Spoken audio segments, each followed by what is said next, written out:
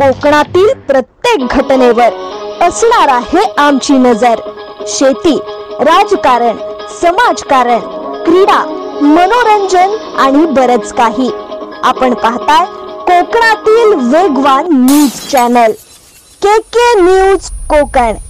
4.5 महिन्यांनंतर अखेर भाऊचा धक्का ते रेवस बोट सेवा पुन्हा सुरू। पावसाळी विश्रांतीनंतर मुंबई ते अलिबाग प्रवास पुन्हा जलद आणि सुखद होणार आहे। 10 ऑक्टोबर पासून सकाळी 6:30 वाजता पहिली बोट रवाना झाली। दररोज संध्याकाळी 4 वाजेपर्यंत नियमित फेऱ्या चालणार आहेत। दरवर्षी पावसाळ्यात सुरक्षेच्या कारणास्तव ही सेवा थांबवली जाते। यंदा देखील समुद्रात उंच लाटा आणि वादळी वाऱ्यांमुळे सेवा बंद होती। बोट सेवा सुरू झाल्यामुळे मुंबई अलिबाग मार्गावरील प्रवासी, कामगार आणि पर्यटकांना मोठा दिलासा मिळणार आहे। पर्यटन आणि स्थानिक व्यवसायालाही नवी चालना मिळणार आहे। हवामानात बदल झाल्यास वेळापत्रकात फेरबदल होऊ शकतो, असा इशारा जलवाहतूक संस्थेकडून देण्यात आला आहे। तरी सुद्धा समुद्र मार्ग आता खुला आहे, प्रवासासाठी सज्ज व्हा। मुंबई ते रेवस बोट सेवा पुन्हा सुरू, प्रवाशांना मोठा दिलासा।